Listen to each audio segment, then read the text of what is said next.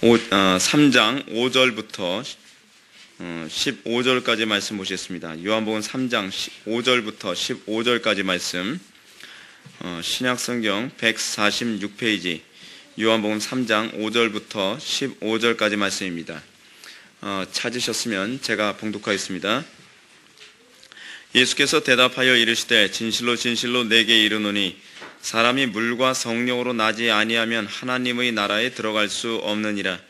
육으로 난 것은 육이요 영으로 난 것은 영이니 내가 내게 거듭나야 하겠다는 말을 놀랍게 여기지 말라. 바람이 임의로 불매 내가 그 소리는 들어도 어디로 와서 어디로 가는지 알지 못하나니 성령으로 난 사람도 다 그러하니라. 니고데모가 대답하여 이르되 어찌 그러한 일이 있을 수 있나이까? 예수께서 그에게 대답하여 이르시되 너는 이스라엘의 선생으로서 이러한 것들을 알지 못하느냐? 진실로 진실로 내게 이르노니 우리는 아는 것을 말하고 본 것을 증언하노라. 그러나 너희가 우리의 증언을 받지 아니하는도다. 내가 땅의 일을 말하여도 너희가 믿지 아니하거든. 하물며 하늘의 일을 말하면 어떻게 믿겠느냐? 하늘에서 내려온 자 곧 인자 외에는 하늘에 올라간 자가 없느니라. 모세가 광야에서 뱀을 든 것 같이 인자도 들려야 하리니 이는 그를 믿는 자마다 영생을 얻게 하려 하심이니라. 아멘. 이 시간은 철로역정 18번째 강의가 되겠습니다. 십자가 체험이라고 하는 부분을 오늘 시간 우리가 살펴보도록 하겠습니다. 십자가 체험.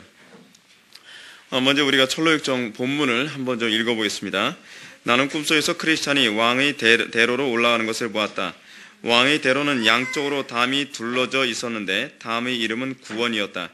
무거운 짐을 지고 있었지만 크리스찬은 그 길로 달려 올라갔다. 등 뒤에 무거운 짐 때문에 매우 힘들었지만 크리스찬은 언덕이 있는 곳까지 달려갔다. 그곳에는 십자가가 서 있었으며 약간 아래쪽으로 무덤이 입을 벌리고 있었다. 크리스찬이 십자가 있는 곳에 오르기 시작하자 그의 짐은 어깨로부터 시작하여 등에서 떨어져 나갔고 계속 굴러서 무덤의 입으로 빠져들어갔다.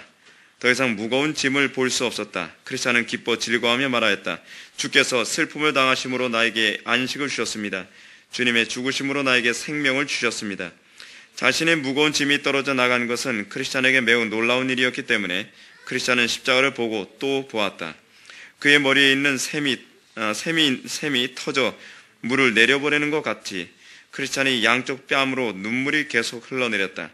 크리스찬이 십자가를 바라보며 눈물을 흘리고 있을 때 3명의 빛나는 이가 그에게 와서 인사하였다. 그들에게 평강이 있을지어다. 첫 번째 빛나는 이는 당신의 죄는 용서받았습니다 라고 말하였고, 두 번째 이는 크리스찬의 누더기 옷을 벗기고 빛나는 옷을 입혀 주었다. 세 번째는 그 이마에 표식을 하였고 봉에 있는 두루마리 하나를 주면서 가는 길에서 읽을 뿐만 아니라 천성의 문에서 제시해야 한다고 말하였다. 우리가 이제 철로역정에서 아주 중요한 아주 핵심적인 부분을 살펴보게 됩니다. 그러나 철로역정에서 이 십자가라고 하는 부분은 종착점이 아닌 이제 시작과 관련되어진 부분입니다. 자, 우리는 신앙생활에 있어서 마치 거듭나는 것이 신앙의 전부인 것처럼 우리는 생각하는 경향이 많이 있습니다. 그래서 오늘날 우리는 대부분 성화라고 하는 부분은 좀 약간 뒤로 제껴놓고 내가 구원 받았냐 구원받지 않았느냐, 내가 중생했느냐 중생하지 않았느냐, 주로 이제 우리는 구원에 주로 초점을 맞춰서 신앙생활을 하고 있습니다. 제가 지난 시간에도 여러분들한테 말씀드렸던 것처럼 구원에 주로 초점을 맞추게 되면 신앙이 광신으로 가는 경향이 많이 있습니다. 중세시대 때 그리고 초대교회 당시에도 나타났던 수많은 이단들의 특징이 무엇이냐면 성화에 주로 초점이 맞춰진 것이 아니라 주로 구원에 초점이 맞춰져 있었습니다. 이것은 우연이 아닙니다. 어느 시대든지 항상 주로 구원에 초점을 맞춰서 신앙생활을 하게 되었을 때에 대부분 사람들은 그 구원이라고 하는 하나의 볼모에 붙잡힌 나머지 더 이상 이성적인 상식적인 생각도 하지 못하고 이렇게 해야만 구원을 받습니다라고 하게 되면 그 광신적인 방법에 사람들이 대부분 이렇게 동화되어지는 것을 우리는 보게 됩니다. 여러분들이 이렇게 보게 되면은 구약시대에서 구원과 주로 관련해서 얘기했던 수많은 이방 종교들이 있습니다. 이렇게 하면 구원을 받는다, 이렇게 하면 복을 받는다. 그랬을 때 자기 아들을 불 가운데로 집어던지는 그런 광신적인 현상도 가능합니다. 그렇습니다. 이 구원이라고 하는 것을 볼모로 해서 사람들에게 요구를 하게 되면 사람들은 그 요구에 정말 희한할 정도로 놀랍게 반응을 합니다. 그러나 기독교 신앙은 구원에 초점을 맞추지 않습니다. 기독교 신앙에서 구원은 성화 또는 그리스도와 동의하는 삶을 위한 이제 시작에 불과한 것입니다. 우리는 왜 그토록 중생을 필요로 합니까? 성경이 얘기하는 중생 또는 구원의 궁극적 의미는 무엇입니까? 1차적인 의미에서 구원이라고 하는 것은 그리스도와 동행하기 위한 자격 조건이 주어지는 것입니다. 그래서 구원과 관련되어진, 소위 중생과 관련되어진 하나의 첫 번째 개념이 무엇이냐면 신생이고, 또 하나 뭐냐면 칭의입니다. 의롭다 칭함을 받음. 여러분, 우리가 오늘 본문에 살펴보게 되는 이 십자가 사건은 우리가 칭의되어지는 것, 우리가 의롭다 칭함을 받게 되어지는 아주 중요한 시점을 우리가 살펴보게 됩니다. 근데 우리가 왜 의롭다함을 받습니까? 우리가 죄 있는 자임에도 불구하고 예수 그리스도의 그 의를 우리가 덧입어서 우리가 의롭다 칭함을 받지 않습니까? 근데 우리는 의롭다 칭함을 받는 것을 주로 어느 쪽과 관련해서 이해를 하냐 하면, 천국의 심판의 앞에 섰을 때에 심판대에서 하나님 앞에 너 지옥 갈 거냐 천국 갈 거냐라고 하는 것을 기준을 할 때, 너 의롭다 칭함을 받았으면 넌 천국이고, 넌 의롭다 칭함 받지 못했으면 지옥이다라고 하는 소위 결과론적인 관점에서만 주로 칭의론을 다룹니다. 근데 여러분, 칭의와 관련되어진 더 중요한 핵심이 있습니다. 이것은 최후의 심판과 관련되어진 문제인 것은 사실이지만 더 중요한 부분이 있는데, 그것이 뭐냐면 주님과 동행하며 살기 위한 자격 조건입니다. 신분 조건이에요. 주님과 동행하기 위해서는 어떻게 해야만 합니까? 우리가 의로운 신분이 되어야만 하는 겁니다. 그래서 여러분, 중생과 관련되어진 중요한 신분이 있습니다. 그것이 뭐냐면 의롭다함을 받는 신분이고, 또 하나는 무엇이냐면 양자의 영이라고 하는 하나님의 자녀됨의 신분입니다. 그래서 다른 종교하고는 다르게 기독교는 신분에 관심이 많습니다. 하나님의 백성이라는 신분, 하나님의 자녀됨이라는 신분, 또는 의롭게 되어진 신분. 근데 이 신분이 다 무엇과 관련되어진 신분이냐면 하나님 나라 백성다운 삶을 사는 것과 관련을 맺고 있는 신분입니다. 그래서 여러분, 철로역정에서 이 조은 번연의 철로역정을 보면, 철로역정은 흥미롭게도 이 중생이라고 하는 점을 맨 마지막으로 두고 어떻게 한 사람이 많은 어려움과 난관 가운데 중생을 하게 됐느냐에 관심을 갖지 않습니다. 중생은 이제 이 크리스찬이 순례길을 떠나기 위해서 반드시 가져야만 하는 자격 조건으로서의 하나 또는 하나의 관문이라고 하는 차원에서 다루고 있을 뿐입니다. 그렇습니다. 이것이 기독교입니다. 기독교는 구원이라고 하는 부분은 그래서 좀 더 포괄적으로 봅니다. 신분이 바뀌는 것이 구원이 아니라 그것은 구원의 시작이죠. 그리고 구원이 어떻게 우리가 완성되어져 갑니까? 궁극적으로 이 기독교에서 얘기하는 구원의 핵심이 무엇입니까? 하나님의 자녀로서 하나님의 형상에 더욱더 온전히 참여해 가는 것. 그래서 사도 바울이 얘기했던 것처럼 너희는 두렵고 떨림으로 구원을 이루어 가라. 그래서 구원이 마치 뭐예요? 진행형이죠. 진행형. 물론 그 본문은 현재형으로 얘기하는데, 현재형의 그 의미는 뭐냐면 현재부터 이제 완성되어질 그 모든 기간까지 계속적으로 구원은 우리가 점차적으로 완성되어져 가야 될 것을 얘기하는 겁니다. 그래서 구원이 궁극적으로 어디서 완성됩니까? 예, 영원한 하나님 나라에 들어가서 구원이 완성되는 거예요. 그래서 우리가 천국을 사모하는 거예요. 그리스도인이 천국을 사모하는 것과 자연인들이 천국을 사모하는 개념은 다릅니다. 자연인들이 천국을 사모한다고 하는 개념은 무엇이냐면 하나의 공간적 이동으로서 낙원 같은 어느 곳, 이곳에서 자기의 욕심이나 시익이나 질투나 모든 죄악된 모습은 버릴 마음이 없어요. 근데 천국에 가면 어때요? 이 땅에서 헐벗고 굶주렸던 사람은 좀 부유하게 살 수 있고, 그리고 자유가 없는 사람은 좀 자유 있게 살 수 있고, 그런 개념으로 그들은 천국을 생각합니다. 그래서 이방인들이 생각하는 개념에서의 천국은 지극히 좀 유물론적이죠. 굉장히 물리적인 개념으로 이해를 하고 있습니다. 그러나 기독교에서 가르치는 천국이라고 하는 것은 무엇이냐면 이 땅에서 이미 하나님의 구원이 도래했어요. 근데 구원이 어떻게 도래한다고요? 하나님의 형상이 우리들에게 심겨지면서 우리는 그것에 대한 감격으로 살아가요. 옛 성품이 하나씩 청산되어져요. 우리는 더 이상 옛 성품에 미련이 없어요. 더욱더 주님을 닮아가고, 그래서 예전에는 내가 굉장히 고집이 셌는데 그 고집이 없어져서 이제는 부드러운 마음을 갖게 되었고, 옛날에 내가 굉장히 어리석었는데 예수 그리스도를 믿음으로 말미암아 지혜로워졌고, 옛날에 내가 무절제했는데 내가 예수 믿고 나니까 이제는 절제 있게 되었고, 옛날에 내가 굉장히 이기적이었는데 예수 믿으면서 점점 더 이타적으로 바뀌어지는, 그래서 하나님의 형상에 점점 참여하게 되어지는 것, 그것이 바로 우리가 정말 추구하는, 그래서 성경이 우리에게 가르치는 구원이죠. 그래서 우리가 영원한 천국을 사모하는 이유가 뭐냐면 이미 시작된 이 구원이 속히 완성되기를 열망하는 그런 구원입니다. 그것이 우리가 추구하는 구원입니다. 그건 마치 뭐와 같습니까? 우리 이 땅에서 마치 조그만 하나의 자유를 맛봤습니다. 야, 이 정도 자유를 맛봐도 이렇게 좋은데 장차 오게 되지 그 영광스러운 자유를 맛보면 어떨까? 그런 것이죠. 마치 그래서 이 오스카 쿨만이라고 하는 사람이 이미 아직의 긴장관계라고 하는 신학적인 개념을 얘기했었는데, 이미 아직의 긴장관계를 D-Day와 V-Day, 그러니까 Determined Day와 Victory Day라고 하는 그런 관점으로 얘기했습니다. 무슨 얘기냐면 하나님의 나라는 이미 시작됐다는 거예요. 마치 뭐하고 똑같아요? 독립운동을 하는데 독립운동을 부분적으로 막 성공해서 이 독립한 국민으로서의 주권을 조금씩 경험을 하는 거예요. 자기가 독립운동을 해가지고요. 그럼 어떻습니까? 야, 이 정도의 독립과 이 정도의 자유를 누림에도 기쁜데 우리나라가 완전히 대한민국으로 완전히 독립을 하게 된다면 얼마나 기쁠까라고 하는 차원에서의 하나님 나라에 대한 기대감이 빅토리 데이, 그러니까 전쟁에서 완전히 승리한 날, 그런 차원에서 우리는 어때요? 이 땅에서 성도의 구원은 어떤 식으로 진행되어져요? 전쟁으로 진행되어져요.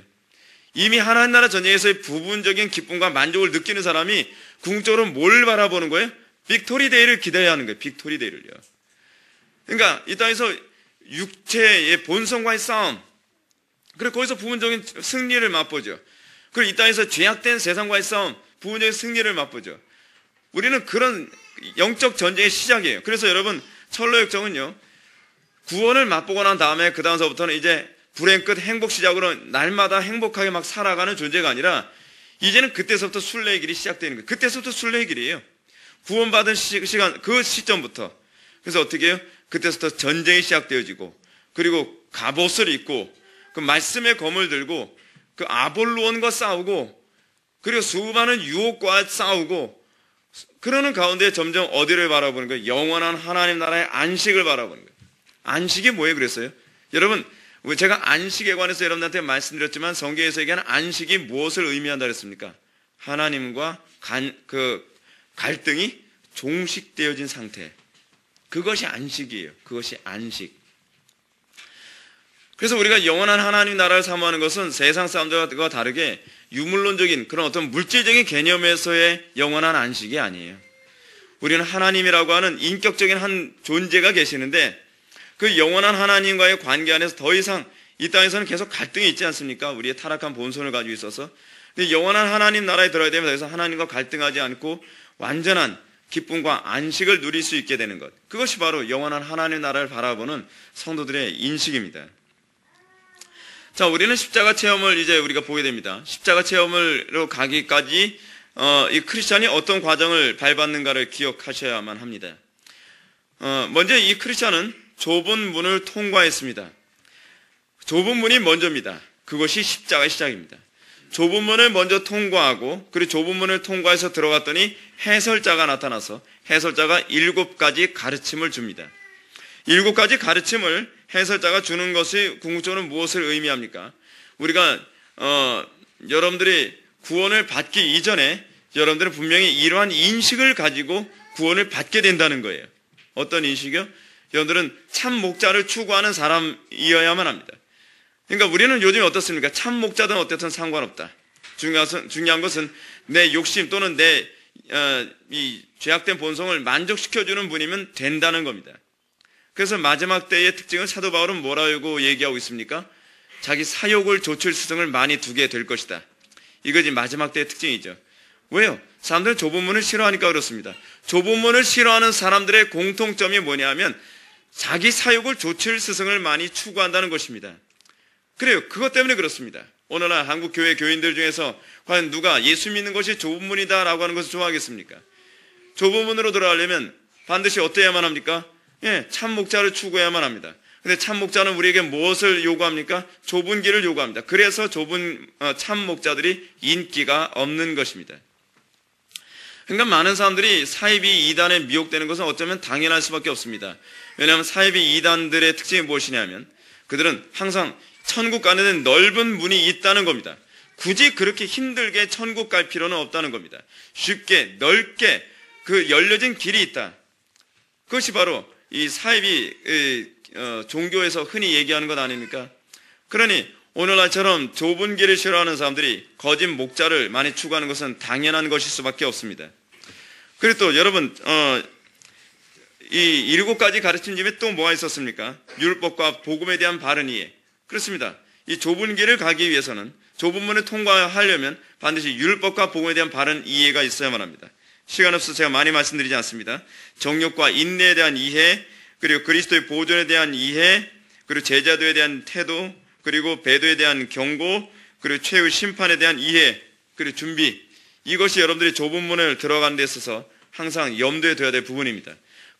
그런 인식을 가지고, 이런 7가지 인식을 가진 사람이 비로소 어디에 들어가느냐? 비로소 십자가를 만나게 됩니다. 십자가를 만나기 전까지, 그래서 우리는 어떤 태도를 견지해야만 합니까? 오늘 본문에서 보게 되면은 크리스찬은 이런 태도를 견지합니다. 무거운 짐을 지고 있었지만 크리스찬은 그 길로 달려 올라갔다. 등 뒤 무거운 짐 때문에 매우 힘들었지만 크리스찬은 언덕이 있는 곳까지 달려갔다. 어떻게? 달려갔다고 얘기합니다. 전심을 다해서 달려갑니다. 그렇습니다. 여러분들이 십자가에 점점 가까이 오면 가까이 갈수록 우리는 전심을 향하여 십자가를 향해 달려갈 수 있어야만 합니다. 주변에 많은 것들이 우리를 미혹할 것입니다. 꼭 그렇게까지 살 필요가 있겠느냐? 꼭 우리가 예수를 믿고 천국을 가는 데서 꼭 그렇게 어려운 방법만 있겠느냐? 그래서 우리 어떻게 하면 합니까? 마치 경주하는 운동선수처럼 한 목표점만 바라보고 전심을 향해서 달려가야만 합니다. 이것은 여러분들이 일평생 그렇게 살아야 될 문제입니다. 여러분 인생이 그렇게 많이 남아있지 않습니다. 여러분들은 영원토록 살 것 같은 느낌으로 살아가십니까? 아닙니다. 언제 어떻게 우리의 인생이 갑자기 끝날지 모릅니다. 우리가 매 순간순간마다 어떤 태도를 견지해야 되냐면 내가 언젠간 하나님의 심판대 앞에 서게 될 것이다라고 하는 개인적 종말에 대한 인식을 가지고 우리는 살아가야만 합니다. 그래서 여러분들 개인적 그 종말에 대한 인식을 갖게 되면 어떤 태도를 견져야 됩니까? 최선을 다해서 살아가게 되어 있죠. 최선을 다해서요. 여러분 이 최선을 다해서 살아간다는 것이 참 묘합니다. 제가 요즘에 노안이 와가지고 책 보는데 상당히 불편함이 많이 있거든요. 그래서 제가 이런 생각을 합니다. 내가 정말 이 책을 많이 볼 수 있는 시간도 그다지 많지 않겠구나. 우리 아버님 계속 성경을 이렇게 통독하시는데 한 달인가 2달 만에 성경 한 권을 완독하십니다. 요즘에. 그래서 아버님이 하신 얘기가 눈이 아파가지고 성경도 이제 오래 못 보겠다. 근데 그 말씀이 이제 막 와닿는 거예요. 눈이 아픈 게 어떻게 아픈 건가 했더니 눈이 막 쑤시게 아파요. 막 나중에 두통이 막 와요. 막 너무 눈이 아프니까. 근데 저 같은 경우에도 지난 주일 오후 예배 때 그 칼바르트 그거 강의한 준비하느라고 제가 토요일날 밤 12시까지 계속 모니터 앞에서 막 타이핑하고 막 그랬거든요. 그래 나서 주일 예배 다 마치고 집으로 돌아왔더니 월요일 날은 하루 종일 막 눈이 쑤시고 아파가지고 견디지 못하는 거예요. 아무것도 책을 못 보겠는 거예요. 막. 그러면서 어떤 생각, 내가 책을 많이 볼 수 있는 날이 그다지 많지 않겠구나. 더 진지해지더라고요. 진지해지는 거예요. 근데 하다못해 이 눈이 조금씩 늙어가는 것만 보면서도 그런 생각이 드는데 여러분들의 성령께서 날마다 내가 언제 이 세상을 떠날지 모른다. 여러분 나오는 거는 순서대로 나오지만 죽는 거는 순서대로 가지 않습니다. 어느 날 갑자기 그냥 가는 겁니다. 어떤 분 얘기 들어보니까 오늘 아침에 전화 받았는데 어떤 분이 이런 말씀 하시더라고요. 저 가까운 그 동료 교사가 있는데 어저께까지만 해도 같이 막 식사하면서 그렇게 건강했던 사람이 아침에 일어났더니 세상 떠났다는 거예요. 심장마비로요. 그냥 그 식탁에 엎드려서 세상 떠나셨대요. 알 수 없는 거예요. 알 수 없는 거예요. 아무도 모르는 거예요. 건강했는데. 여러분, 우리는요, 우리의 인생에서 우리가 절대로 교만하면 안 됩니다. 우리가 매 순간순간마다 정말 최선을 다해서 우리가 하나의 목표를 향해서 전심을 다해 달려가는 육상선수처럼 우리에게서의 이 땅에서의 성도의 삶은 항상 그런 삶을 살아야만 합니다. 이 크리스찬은 지금 십자가를 바라보면서 십자가가 고통이고 어려움이라는 건 아니지만 그는 최선을 다해서 십자가를 향해 달려가고 있는 것을 보여야 됩니다. 근데 그가 십자가를 향해서 달려가서 십자가 앞에 딱 서자마자 어떤 현상이 나타납니까? 갑자기 그 짐이 어깨로부터 시작해서 등으로 떨어져 나오고 계속 굴러서 무덤의 입으로 빠져들어갔다. 더 이상 무거운 짐을 볼 수 없었다 라고 얘기합니다. 크리스찬은 여러분 이 죄짐이 그렇게 쉽게 떨어질 줄은 몰랐다는 겁니다. 여러분 우리에게서 이 죄짐이라고 하는 것이요, 우리 힘으로 떼려고 했을 때는 얼마나 안 떨어지는지 모릅니다. 무슨 얘기냐면, 여러분들이 죄와 싸워서 이기기를 바랍니까? 날마다 돌을 닦듯이 내가 어찌하든지 죄를 짓지 말아야지. 아무리 애를 써도요, 반복해서 죄를 짓는 게 죄의 힘입니다. 그래서 죄는요, 인격같이 표현되고 있어요. 성경에서는요. 힘이라고 얘기하고, 그리고 이 능력이라고 얘기해요. 죄에는 권세가 있습니다. 죄는 힘이 있습니다. 근데 그 힘은요, 우리의 힘으로 이길 수 있는 힘이 아닙니다. 죄의 힘은 우리를 노예화시키고 우리를 구속하는 힘이 있습니다. 그래서 우리는 아무리 죄를 떨쳐버리고 죄를 이기려고 애를 쓰지만 우리는 되지가 않습니다. 죄는 언제 비로소 그 힘이 무기력화되어지냐면 십자가 앞에서 무기력화됩니다. 은혜가 아니고서는 안 됩니다. 문제는 우리가 예수 믿음에 있어서 전제가 있죠. 이 위대한 이 죄를 이기는 힘. 근데 문제는 죄를 즐기는 사람은 죄를 이기는 힘에 대해서 관심이 없습니다. 왜냐하면 나는 죄가 재밌으니까요. 죄하고 사이좋게 지내면 되는데 왜 죄를 자꾸 떨쳐버리라 그래? 그죠? 근데 죄하고 사이좋게 지내면 안 됩니다. 죄하고 사이좋게 지내면 나중에는 갈 곳은 영원한 지옥 형벌밖에 없기 때문에 그렇습니다. 궁극적으로 성령께서 그래서 여러분들 마음속에 구원받기 이전에 주는 마음이 어떤 겁니까? 죄에 대한 혐오부터 시작되어져요. 여러분들 죄짐 지고 천국 가는 방법은 없습니다. 죄하고는 어떤 식으로든지 완전히 결별을 해야만 여러분들이 영원한 천국에 들어갈 수가 있습니다. 그래서 하나님께서 여러분들이 하시는 작업이 무엇이냐면, 여러분들 속에 죄에 대한 혐오를 갖게 하시죠. 죄에 대한 혐오는 무엇을 갖게 하는 것이냐 하면 하나님의 은혜에 대한 필요성을 느끼게 하기 위한 것입니다. 그러니까 이건 꼭 뭐하고 같냐면, 여러분 아이들 어떤 애가 그 운동을 열심히 할 것 같습니까? 애들 태권도장 열심히 부모님이 돈 넣어서 계속 보냅니다. 태권도 도장에. 아무리 보내도요, 자기가 태권도를 열심히 해야 되겠다라고 하는 어떤 당위성을 못 느끼는 애들은 발레입니다. 발레. 도장 가서 그냥 시간만 때우고 발레 하듯이 태권도 하는 거예요. 근데 어느 날 학교에서 되게 맞았어요. 자기 친구한테. 그러나 그때부터 어떻게 합니까? 태권도는 이젠 더 이상 발레가 아니에요. 자기한테는. 완전히 전투예요. 전투. 그죠? 하나님께서 우리들에게 소위 그리스도를 필요하게 만드는 것, 그리고 우리가 하나님의 은혜를 필요로 하게 만들기 위해서 그래서 하는 것이 뭐예요? 율법이라고 하는 몽학선생을 주시죠. 율법이라고 하는 몽학선생은 우리가 얼마나 심각한 죄인이고 죄가 얼마나 심각한 것인지 알게 해서 이 죄를 떨쳐버려야 된다라고 하는 당위성을 느끼게 하기 위해서 율법을 우리에게 허락하십니다.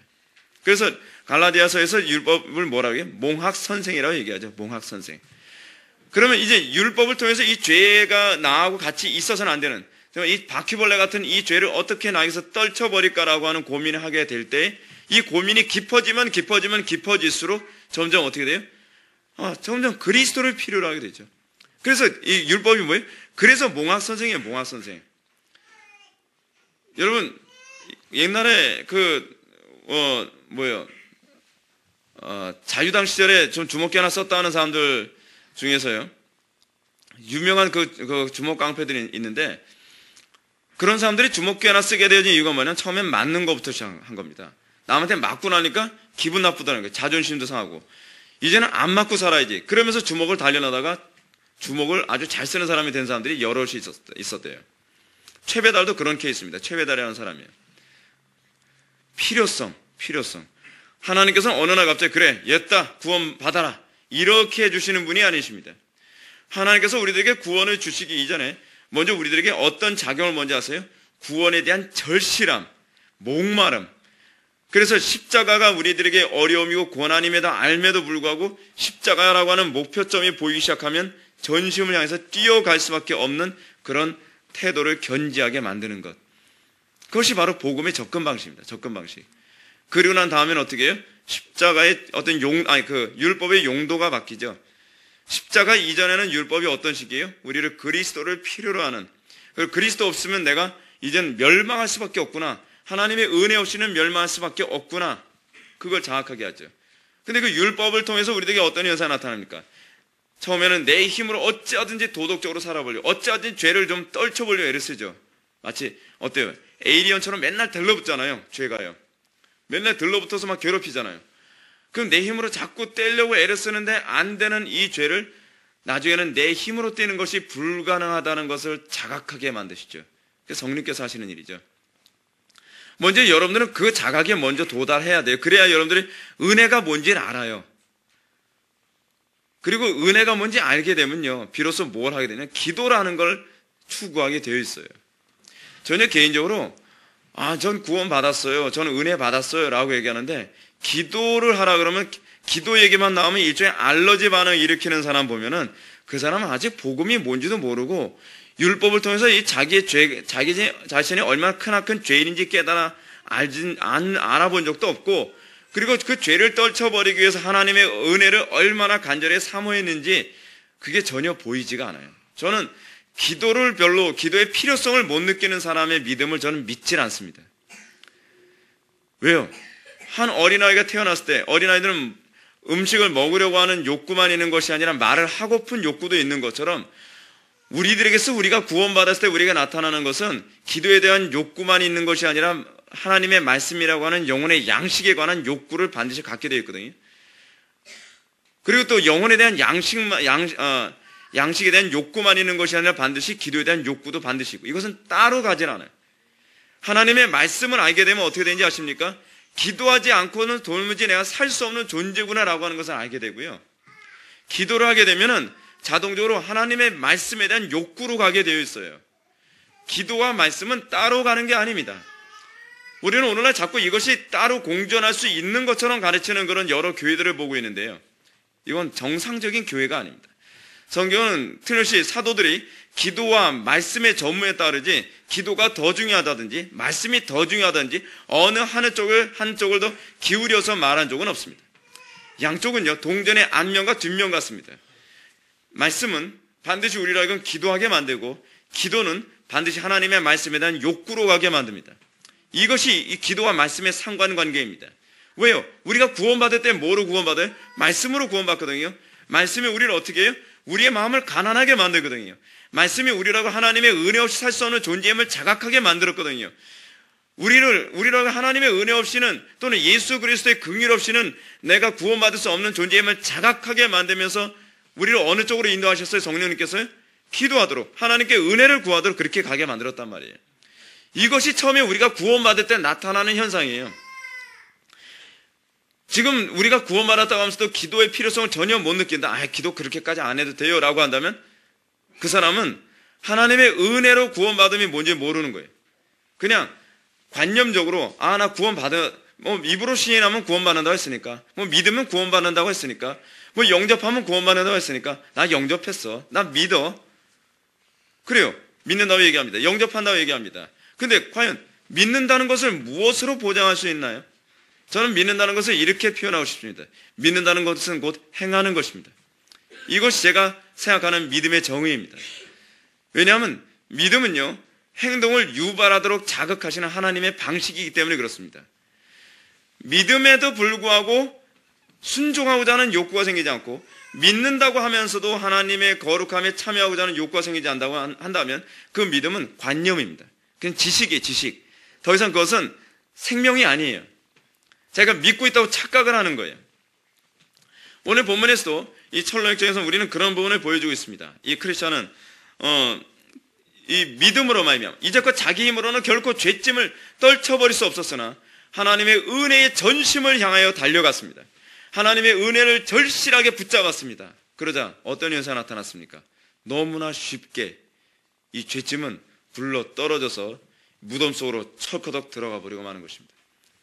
그렇습니다. 우리가 하나님의 은혜를 붙잡고 죄와 싸우는 것, 이것은 여러분들이 성령으로 거듭난 이후에도 계속적으로 나타나는 현상입니다. 이것은 단회적이지 않습니다. 이것이 성경의 아주 독특한 논리 구조거든요. 우리는 틀림없이 처음 신생할 때 중생합니다. 근데 우리의 중생은 처음 중생할 때와 같은 현상은 처음 중생할 때 한번 나타나고 끝나는 것이 아니라 계속적으로 이런 죄와의 싸움에서 반복적으로 나타납니다. 그래서 한 개인의 중생 여부를 구분하는 데서 중요한 잣대가 되는 것 중 하나 뭐냐면, 이 사람이 날마다 마치 중생을 위해서 살아가는 사람처럼 살아가느냐에 관한 문제입니다. 우리는 처음에 그렇게 중생을 합니다. 그러나 우리의 중생은 그것으로 끝나지 않습니다. 왜냐하면 우리는 또 다른 죄와 정면 충돌하기 때문에 그렇습니다. 그럼 우리는 이 죄와 정면 충돌했을 때 또다시 이런 일이 반복됩니다. 우리는 어찌하든지 그 죄를 떨쳐버리기 위한 또 싸움을 시작합니다. 근데 그것이 내 힘으로 자꾸 이 죄를 떨쳐버리려고 하는 것이 또다시 작용합니다. 근데 우리는 이전보다 좀 더 나은 것은 성령으로 거듭난 이후에는 하나님의 은혜를 구하는데 점점 더 익숙해져 가기 시작한다는 데서는 시행착오가 덜하죠. 그래서 여러분 제이시 라일도 그런 얘기했고요. 로이 존스 목사님이 그 얘기한 부분이 있었나요? 근데 제이시 라일이 이런 얘기를 합니다. 제이시 라일이 기도라고 하는 그 책에서 이런 얘기합니다. 여러분들이 정말로 성화되기 원한다면 더 많이 기도하십시오. 여러분들 기도를 더 많이 하면 더 많이 할수록 여러분은 더욱더 죄를 이길 수 있는 힘이 강력해질 것입니다. 그렇습니다. 기도는 뭐기 때문에 그렇습니까? 기도는 우리의 의의가 아닙니다.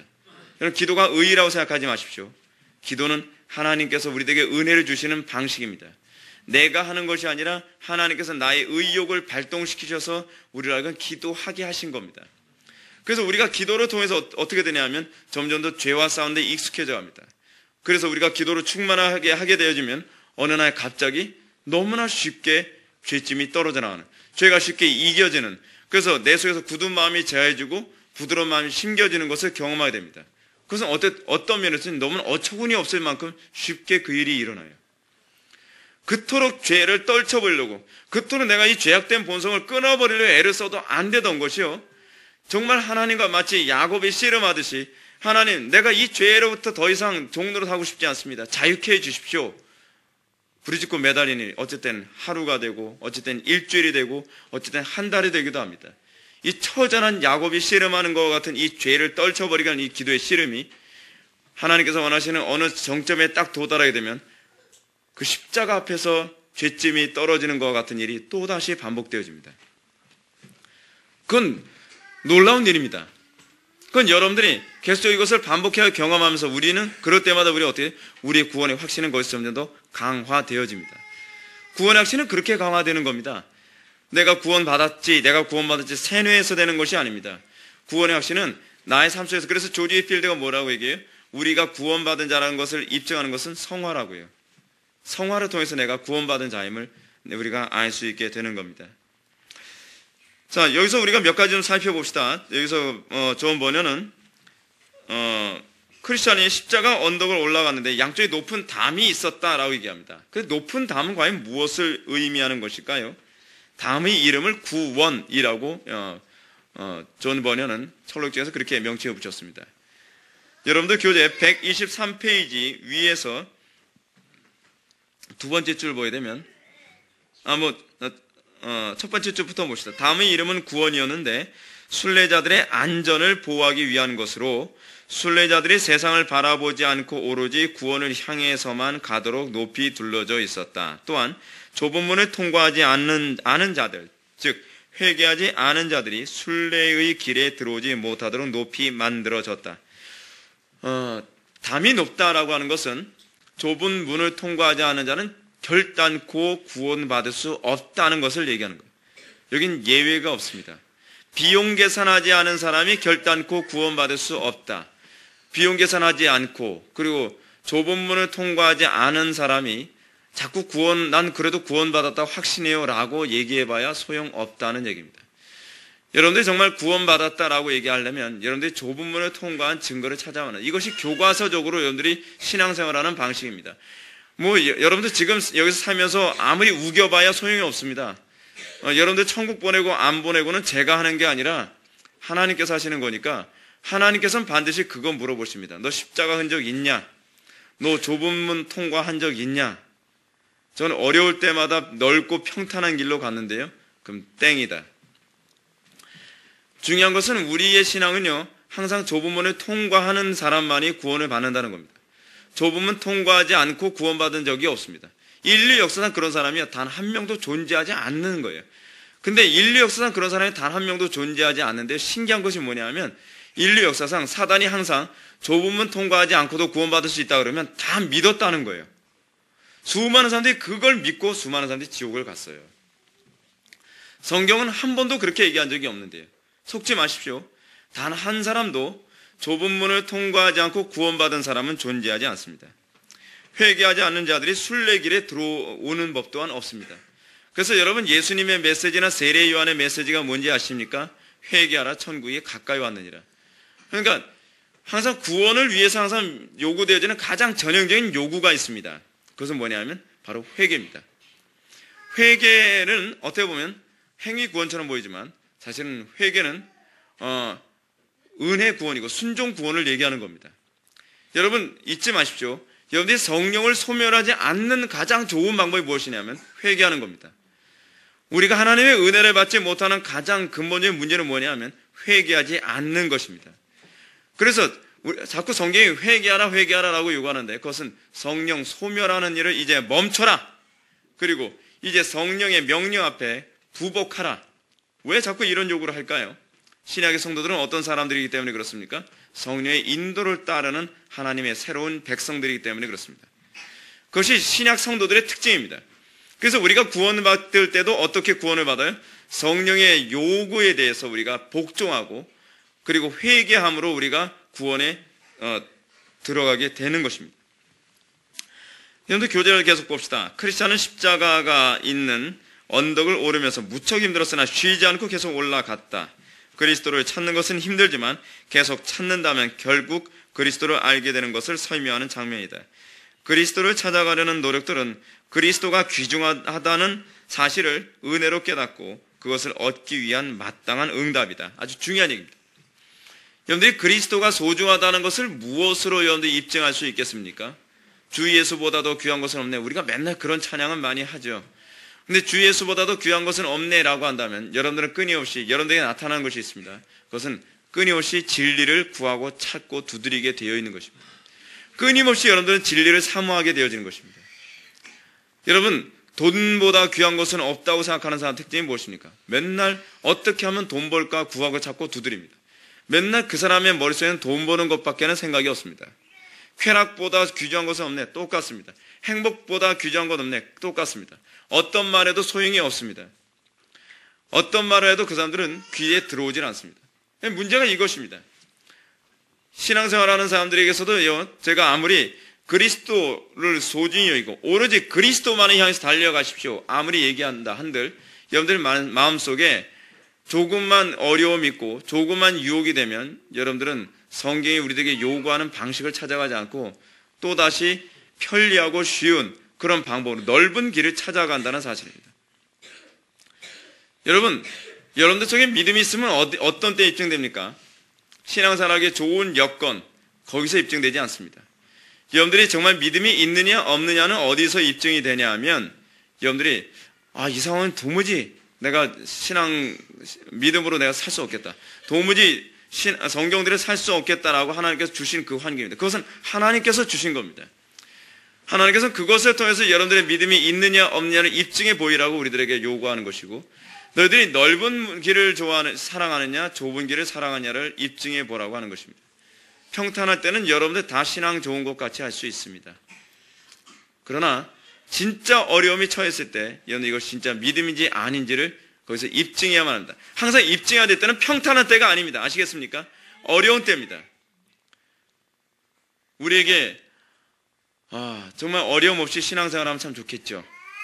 그러나 오늘 돌아오는 주일날 오셔서 이제 강의하시게 될 그 교수님 오늘 만나서 제가 대화를 나누는데 교수님이 저한테 이런 얘기를 하십니다.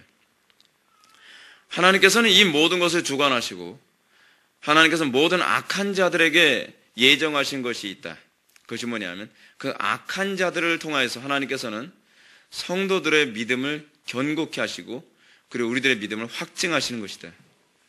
그것이 하나님께서 하신 작정이기도 합니다. 하나님께서는 그 악한 자들을 통해서 우리를 알고는 도무지 믿음대로 살 수 없는 여건으로 몰아가도록 일부러 만드십니다.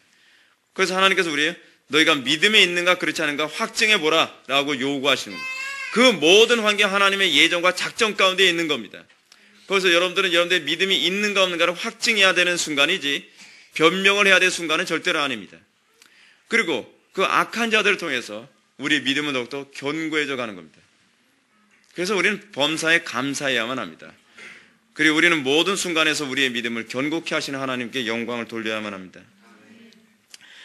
123페이지 밑에서 두 번째 줄. 그러나 만약 구원의 은혜가 귀하고 필요하다는 것을 알면서도 있는 힘을 다하여 그리스도를 찾지 않는다면 그것은 그리스도가 귀중하다는 것을 깨달은 은혜를 헛되게 하는 것이다. 하나님께서 여러분들에게 은혜를 주셨을 때 여러분 은혜 소멸하지 마십시오. 여러분들이 정말 지혜롭게 신앙생활을 하는 방법이 있다면 조그만 불꽃과 같은 은혜를 하나님께서 주셨다고 한다면 그거 제발 소멸하지 마세요. 맨날 기껏 힘들게 은혜 받고 집으로 돌아가서 소화기로 맨날 불 끄고서 다시 돌아오면 도대체 어떻게 그 은혜에 불을 붙일 수 있겠습니까? 하나님께서는 조그만 것에 충성된 자에게 큰 것을 부어주신다고 합니다. 하나님께서는 조그만 것에 감사할 줄 아는 자에게 더 큰 것으로 채워주시기를 기뻐하십니다. 그런데 하나님께서 주신 그 은혜의 조그만 것을 가치 없이 너무 초라하게 여러분들이 취급한다면 과연 하나님께서 큰 것을 주시겠는가 생각해 보십시오.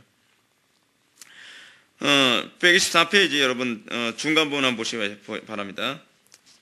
첫 번째 패러그램. 크리스찬은 언덕을 뛰어 올라가기 시작하는 순간 그의 등에 지어진 죄짐이 떨어져 나가는 것을 체험하였다. 죄짐은 무덤 속으로 떨어져 두 번 다시 볼 수 없었다. 크리스찬은 죄짐을 벗으려고 그렇게 소원하였는데 십자가 앞에서 너무 쉽게 벗겨지는 것을 체험하였다. 여러분 십자가 체험이라고 하는 부분 한번 좀 얘기해 봅시다. 십자가 체험이라는 것이 과연 무엇입니까? 청교도 시대 때는요, 새신자가 딱 오지 않습니까? 이제 우리 지체들 이제 꼭 오게 되면 1:1 개인 문답을 하잖아요. 담임 목사하고요. 근데 개인 문답을 할 때 여러분들은 담임 목사하고 1:1로 개인 문답하지만 청교도 시대 때는 좀 더 그 분위기가 살벌했습니다. 새신자 등록하려는 사람 새신자 한 명 앉혀놓고 장로님, 목사님 몇 분 이렇게 쭉 그냥 여러 분 딱 앉아 있습니다. 그래서 계속 정신없이 막 계속 질문을 던지는 거예요. 막. 궁극적으로 그 사람에게서 대답을 받고자 하는 것이 뭐냐면 저 사람은 정말 십자가 아는 사람인가 모르는 사람인가, 십자가를 피상적으로 알고 있는 사람인가 제대로 알고 있는 사람인가, 구원의 은혜가 뭔지 아는 사람인가 모르는 사람인가, 소위 믿음이 뭔지 아는 사람인가, 이제 그런 질문을 이제 던지는 거죠. 교회가 뭔지 제대로 이해하고 있는지 그걸 질문을 던지는 거예요. 청교도 시대 때 제일 관심이 뭐예요? 십자가 체험이에요. 십자가 체험. 십자가 체험이 있는가 없는가. 근데 우리는 언제부터인가 교회 안에서 십자가 체험이라고 하는 것은 이제 더 이상 거론을 안 하는 시대가 돼버리고 말았습니다. 십자가가 무슨 체험입니까? 그냥 구원받으면 되는 거지. 중생은 우리의 무의식에 작용하는 건데 십자가 체험이라는 말 자체가 없죠. 그런 건 체험이 아니라고 생각하는 것이죠. 십자가 체험이 있습니다. 청교도 시대 때는 십자가를 체험한 사람들에게만 나타나는 몇 가지 특징을 이렇게 존 버녀는 이런 식으로 정리를 해놨습니다. 여러분 우리 기독교 신앙이 자꾸 관념화되고 있다 또는 너무 이렇게 스콜라화 되고 있다라고 하는 것을 잘 보여주는 것 중 하나 뭐냐면 더 이상 교회 안에서 경험, 그러니까 성경이 얘기하는 정상적인 경험에 대해서 무관심해졌다는 겁니다.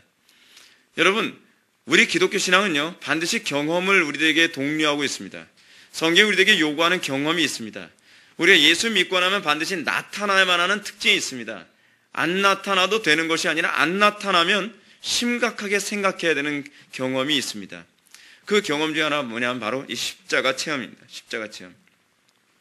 근데 십자가 체험이라고 하는 부분에서요, 여러분들 이 부분 한번 좀 보시기 바랍니다. 여러분들 125페이지 첫 번째 줄 보게 되면 그리스도의 십자가를 바라보는 것이 곧 믿음이다라고 얘기합니다.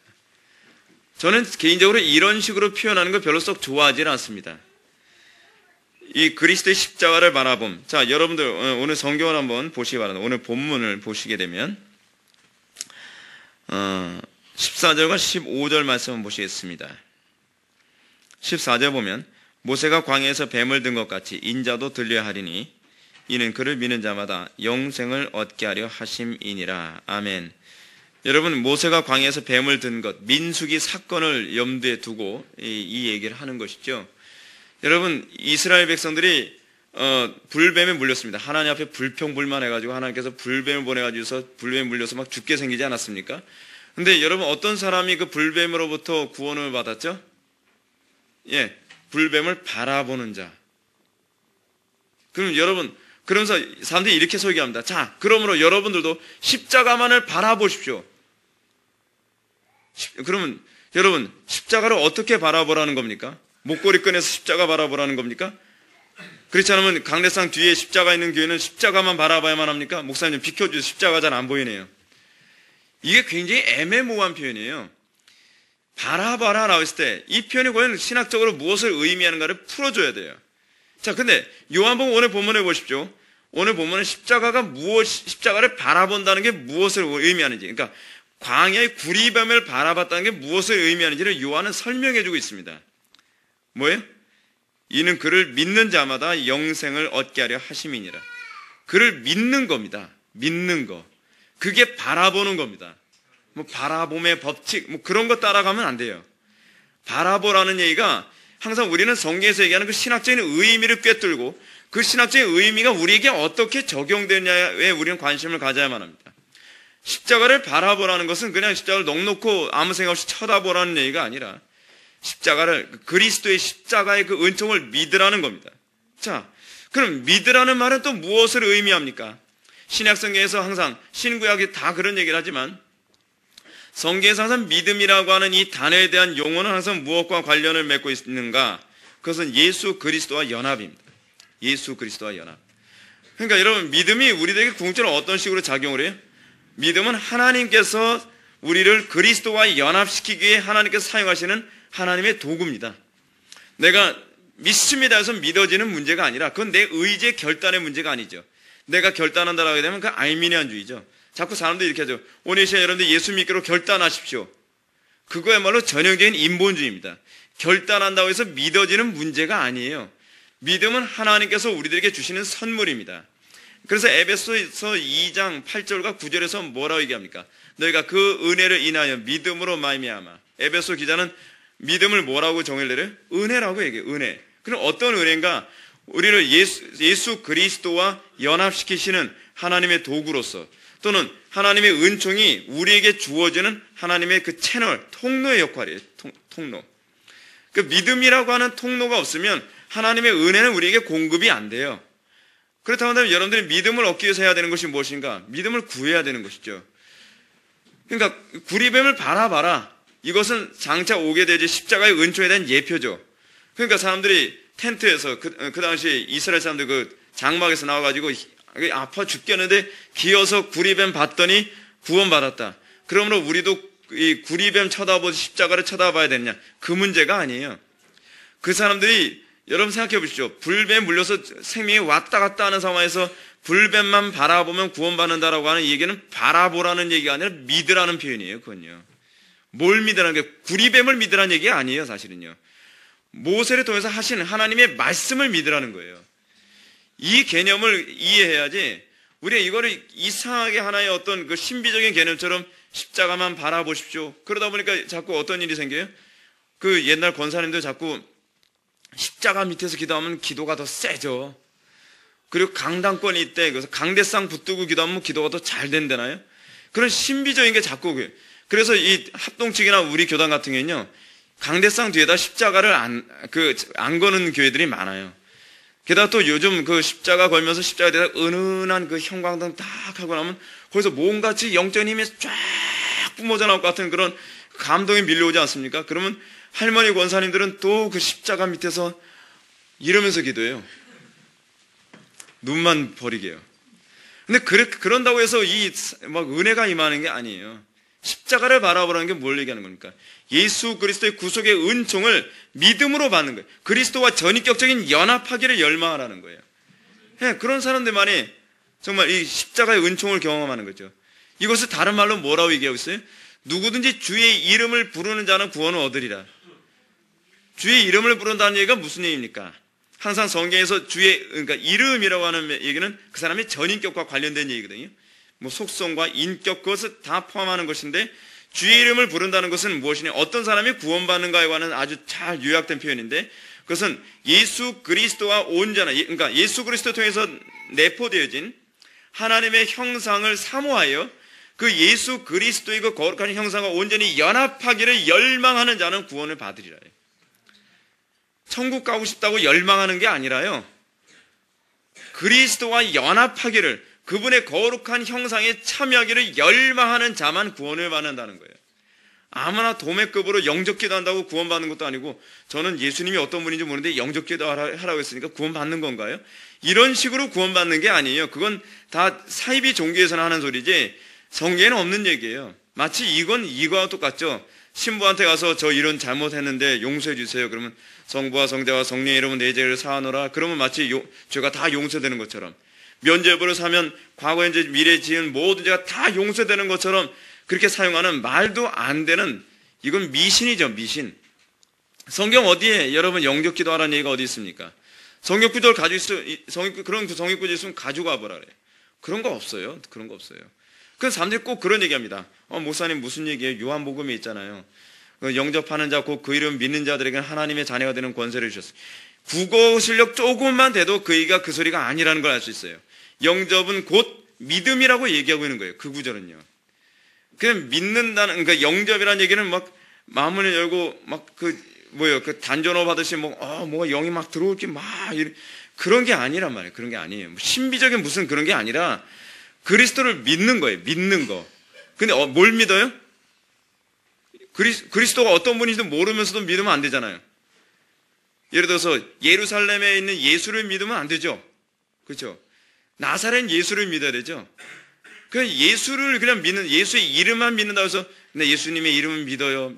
근데 그분이 어떤 분이에요? 난 그분은 어떤지 모르는 것이고, 그냥 예수 이름 믿으면 구원받으니까 예수 믿어요. 그러면 믿음이 없는 거예요. 그죠? 그래서 여러분, 예수라는 이름이 유대사회에서 얼마나 많은지 아십니까? 바예수, 그런 사람들.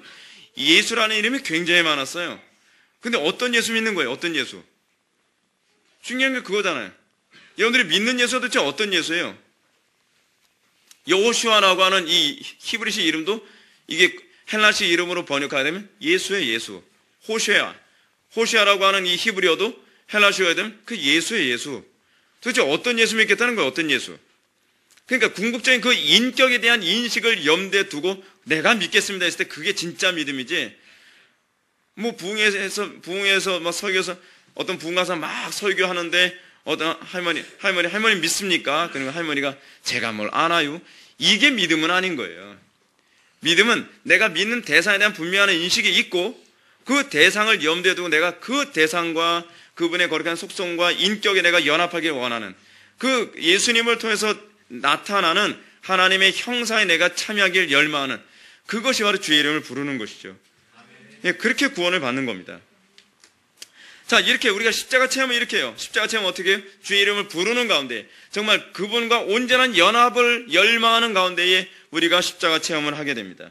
그럼 십자가 체험이 어떤 식으로 나타나는가? 125페이지 여러분들 그 아래 패러그램 보시게 되면 두 번째 줄 첫 번째 빛나는 이는 당신의 죄는 사함을 받았다고 말해 주었는데, 이는 로마서 8장 1절 그러므로 이제 그리스도 예수 안에 있는 자에게는 결코 정죄함이 없나니의 말씀과 같이 용서함을 받은 것을 확신시켜 줍니다. 자, 여러분들 십자가 체험하게 되면 첫 번째 나타나는 현상이 뭐냐면 죄 용서함을 받았다는 거예요. 죄 용서함을 받음이라고 하는 이 부분은요, 느낌으로 오질 않습니다. 아시겠습니까? 여러분들 중생할 때 막 어떤 느낌이 왔다. 그거는요, 그때 그 시점에 중생한 건 아닙니다. 여러분들, 오늘 본문 요한복음 3장 8절 말씀 보면 바람이 임의로 불매 내가 그 소리는 들어도 어디에서 와서 어디로 가는지 알지 못하나니 성령으로 난 사람도 다 그러하니라 라고 얘기하고 있습니다. 이것이 중생의 특징입니다. 이 부분에 관해서 로이드 존스 목사님이 어떤 식으로 설명하는 걸 제가 좀 읽어드리겠습니다. 이것은 중생에 관한 주관적인 무엇이 있다는 것입니다. 객관적인 것이 아니라 주관적인 그 무엇입니다. 중생의 발생 시간을 여러분들은 알 수 없습니다. 여러분들이 뭘 알 수 없어요? 여러분들이 중생했을 때 여러분들 뭘 알 수 없냐면 중생이 언제 발생했는지, 다시는 여러분들이 언제 중생했는지 여러분들은 알 수 없습니다. 여러분은 그것의 시작과 끝을 알 수가 없습니다. 여러분은 그것을 볼 수 없습니다. 왜요? 여러분들 내면 속에서 일어나는 거니까. 여러분은 그것을 들을 수 없습니다. 여러분은 바람이 부는 것만을 느낄 수 있지만 그것을 이해할 수는 없습니다. 바람에는 비밀스러운 것, 기술할 수 없는 것이 있습니다. 그러나 그 결과를 여러분들은 봅니다. 그것이 중생의 신비입니다. 우리는 내가 언제 어떻게 어떤 방식으로 중생을 했는지 알지 못합니다. 어떻게 중생을 할까요? 어떻게 새로운 영이 될까요? 여러분 압니까? 아무도 모릅니다. 마치 바람과 같습니다. 근데 우리는 중생한 나의 실체를 볼 수 있습니다. 우리는 언제 중생인지 모르지만 점점점 나의 사고가 이전과 다르다는 걸 느낍니다. 그리고 내가 이전과는 다르게 죄를 이길 수 있는 힘이 생겼다는 것을 느끼게 됩니다. 내가 그리스도를 더욱더 열망하기 시작하였고 내가 더욱더 이전에는 관심도 없었던 말씀에 대해서 관심을 갖게 되었다는 것을 발견해야 됩니다. 그리고 이 죄와 싸우기 위해서 끊임없이 하나님 앞에 기도로 긍휼을 구하게 되었다는 것을 발견해야 됩니다.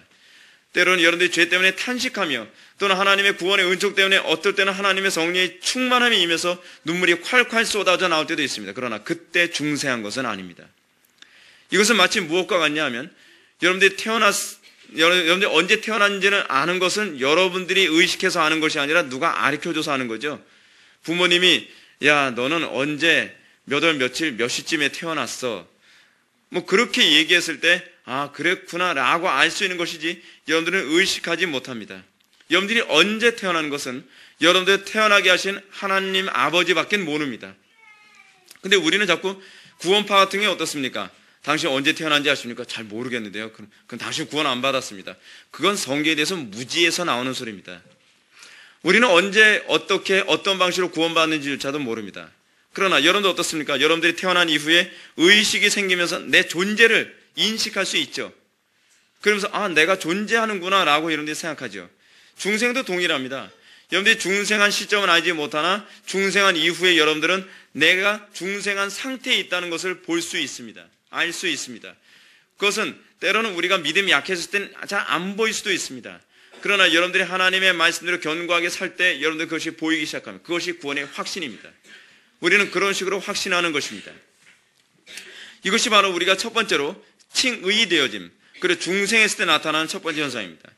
두 번째, 빛나는 이는 크리스찬에게 더러운 옷을 벗겨내고 밑에서 세 번째 줄입니다. 깨끗한 새 옷으로 갈아입혀 주었다. 이는 스가랴서 3장 8절 여호와께서 자기 앞에 선 자들에게 명하사 그 더러운 옷을 벗기라 하시고 또 여호수아에게 이르시되 내가 내 죄관을 제하여 버렸으니 내게 아름다운 옷을 입히리라 하시기로 라는 말씀과 관련을 맺고 있습니다. 무슨 얘기입니까? 여러분들이 중생을 하고 난 다음에는 이제는 뭐가 생기게 되어진다는 겁니까? 의로운 행실. 그것은 요한계시록에서 얘기하는 것처럼 성도의 의로운 행실이라고 하는 예복이 없는 사람은 하나님 나라에서 쫓겨납니다. 하나님의 그 구원의 은총으로부터 여러분들은 완전히 떨어져 나가게 됩니다. 성도의 의로운 행실이란 무엇을 의미합니까? 여러분들 윤리도덕을 얘기합니까? 그렇지 않습니다. 만약에 윤리도덕을 얘기한다면 간디 같은 사람 다 천국 가야만 합니다. 그것을 의미하지 않습니다. 성도의 의로운 행실이란 이제 하나님의 계명대로 살고자 하는 열망과 거룩한 삶입니다. 세상과 구분됨이 있게 되어지고 이전에는 내가 세상과 짝하여 사는 것이 좋았다면 이제는 그리스도와 연합하여서는 그러니까 이 의로운 그 삶이라고 하는 것은 궁극적으로 무엇과 관련이냐면 여러분 의로운 삶은 자꾸 성경은 뭐 어떤 식으로 표현합니까? 거룩한 예복, 의로운 예복이라고 하는 것처럼 이렇게 자꾸 덧입혀주는 것으로 자꾸 얘기하지 않습니까? 그것은 이걸 얘기합니다. 이렇게 이해하는 것이 가장 정확합니다. 예수 그리스도와 연합되어진 그리고 예수 그리스도께서 나를 통해서 사신 증거예요. 이것이 바로 의로운 삶입니다. 의로운 삶. 도덕적인 것 물론 거듭나면 도덕성이 달라지게 되어 있습니다. 거듭나면 이전보다 여러분들은 더욱더 능력 있는 삶을 살 것입니다. 거듭나면 여러분들 이전보다 더욱더 지혜롭게 살게 되어집니다. 여러분들 거듭나게 되면 더욱더 여러분들 정직하게 살 것입니다. 그러나 그것은 표면적인 겁니다. 원리적인 차원으로 봅시다. 여러분들이 정말로 거듭나서 성도의 의로운 행실이라고 하는 이 예복을 입게 되었다는 것은 가장 성경에서 핵심적으로 얘기하는 것은 여러분들의 삶 가운데 그리스도께서 이제는 여러분들을 장막으로 삼아 살게 되어지는 것입니다. 사도 바울이 그래서 뭐라고 얘기합니까? 내가 육체 가운데 사는 것은 나를 사랑하사 나를 위하여 죽으신 예수 그리스도께서 나를 통해 사는 것이다 라고 얘기하지 않습니까? 그것이 성도의 의로운 행실이에요. 내가 사는 것이 아니라, 이제는 더 이상 내가 사는 것이 아니라 내 안에 계신 예수 그리스도께서 성령의 감동으로 나를 사로잡아 나를 통해서 살아가는 것입니다. 그것이 바로 성도의 의로운 행실입니다. 세 번째 빛나는 이는 크리스찬의 이마에 표를 달아 주었는데 이는 그가 양자 되었음을 의미한다 라고 얘기합니다. 양자의 영, 내가 하나님의 자녀 되었다라고 하는 소위 성령의 인침과 관련되어진 표현인 것 같습니다. 성령의 인침이라고 했을 때 로이드 존스 목사님이 얘기하는 것처럼 성령 세례와 관련해서 이해를 하더라도 크게 문제는 없다고 생각합니다. 그러나 제가 보는 견지에서 여기서 얘기하는 이 이마에 인쳤다라고 하는 이 부분은 하나님께서 우리를 양자로 삼으신 그 증거를 얘기한다고 봅니다. 어떻게 양자로 삼으시는가? 여러분들 히브리서에 보게 되면은 하나님께서 그 자녀들을 어떻게 다룬다고요? 하나님의 자녀들은 하나님께서 훈육하시는 것을 얘기하죠. 그래서 훈육하지 아니하시면 징계가 없으면 버리운 자식이요 사생하다라고 얘기하는 것처럼 여러분들이 성령으로 거듭난 이후에 나타난 특징이 뭐냐면 이젠 내 마음대로 사라지지가 않습니다. 옛날에는 조금 사기쳐도 내 마음대로 잘 사라지는데 이제는 되는 일이 하나도 없어요. 죄짓군요. 근데 이상하게 하나님의 말씀대로 살면 그 다음서부터는 일사천리로 안 될 것 같은 길도 열리기 시작해요. 그게 양자의 영을 받았을 때 나타나는 특징이에요. 하나님의 말씀대로 살지 않으면 하나님께서 여러분들이 징계하시는 증거가 나타납니다. 하나님께서 때로는 여러분들이 하나님의 은혜가 필요해서 하나님 내가 도대체 이때 어떻게 해야 될지 모르겠습니다라고 구하고 자꾸 두드릴 때 하나님께서 여러분들에게 바른 길을 제시해 주시고 때로는 여러분들의 삶의 중요한 어떤 동역자들을 만나게 하셔서 여러분들이 어느 길을 가야 될지 알게 하시고 여러분들을 도우시고 그렇게 해서 여러분들은 끊임없이 어떻게 해요? 거룩한 성도의 삶이 가능하도록 계속 인도하시는 그런 양자, 자녀를 다루시는 방식이 그대로 나타나게 되는 것이죠. 그래서 여러분들 십자가 체험이라고 하는 것이 뭐 꼭 눈물 펑펑 쏟아가면서 꼭 그래야만 십자가 체험이 아닙니다. 여러분들이 의식하지 못하는 가운데 십자가 체험을 할 수도 있어요. 그 십자가 체험부터 나타난 이 세 가지가 바로 이것입니다. 하나님께서 어떻게 해요? 여러분들을 성도의 의로운 행실로 옷 입혀주셔서 이제는 그리스도와 연합한 또는 그리스도와 한 몸을 이룬 삶이 가능해지고 그래서 이 한 몸을 이룬 삶이 가능해지는 것이 또 뭐로 나타나냐면 이전에 친했던 사람하고는 안 친해져요. 왜냐하면 영적인 교통이 안 일어나니까요. 이전에 친했던 사람들을 만나면 막 답답해서 못 견디는 거예요. 그래서 옛날에 답답하다고 생각했던 멍텅구리 같다고 생각했던 그리스도인들하고 대화를 나누면 이제 뭔가 숨통이 트이는 것 같고 그들은 내 형제 같고 그들은 내 지체 같은 한 몸 같은 그런 경험을 하게 되어지는 것. 그것이 그리스도 한 몸을 이룸으로써 나타나는 특징이죠. 또 뭐예요? 우리로 하여금 더 이상 정죄 가운데 있지 아니하고 하나님의 자녀됨 그리고 하나님께 우리를 자녀처럼 대우하심 이것이 바로 십자가의 체험으로서 나타나는 특징입니다. 우리가 이 부분만 이제 읽고서 오늘 말씀 마치도록 하겠습니다. 126페이지 밑에서 두 번째 줄 청교도들은 십자가의 체험을 매우 중요시하였다. 단지 개념적인 십자가가 아니라 그러니까 관념적인 십자가가 아니라는 얘기입니다. 나를 위해 피를 흘리신 그리스도의 십자가를 체험할 것을 강조하였다. 그 이유는 감각적인 십자가 체험이어야 하나님을 올바르게 섬길 수 있으며 진정한 감사와 헌신이 있을 수 있고 그리스도를 위해 나 자신을 다 드려도 아깝지 않기 때문이다. 한편으로 청교도들은 십자가 체험 없이 교회의 회원, 다시는 세례교인이 되는 것을 매우 경계하였는데 왜냐하면 이들은 위선자가 되기 쉬우며 교회의 경건을 무너뜨리는 요인으로 작용했기 때문이다. 오늘날 교회 안에서 세례를 무분별하게 주는 경향이 상당히 많습니다. 특히 요즘에는 교회에서 세례 줄 일이 별로 없어진 게 뭐냐면 군대만 갔다 왔다 하면 세례를 최소한 한 번 이상은 다 받아가지고 오니까 세례를 줄 일이 별로 없습니다. 어떤 사람은 세례를 2번, 3번 받기도 하고 막 그렇게 오니까요. 근데 세례는 그렇게 주면 안 돼요. 세례를 주는 데서 권위가 있어야만 합니다. 세례 주는 데서 신중함과 위험이 있어야 돼요. 근데 세례를 남발하죠. 세례를요. 그거 잘못되었습니다. 잘못된 거. 그래서 어때요? 교회 안에 자꾸 위선적인 신자들. 그래서 정말 어떤 분은 이런 얘기를 한 적이 있습니다. 목사님 세례 다시 받으면 안 될까요? 왜요? 저 세례요. 군대에서 얼떨결에 받아가지고 정말 기분 너무 나쁩니다. 나 정말 지금 은혜 체험 받고 내가 정말 거듭났다고 하는 이 감격으로 세례 받으면 안 될까요? 근데 끝난 거예요. 얼마나 기분 나쁩니까? 얼마나 억울합니까? 구원의 간격도 없이 복음을 알지도 못하면서 세례를 3번이나 받고 왔는데 진짜 세례를 받고 싶은 상태 되니까 세례를 받을 수가 없는 거예요. 이게 참 문제가 너무 심각한 거죠.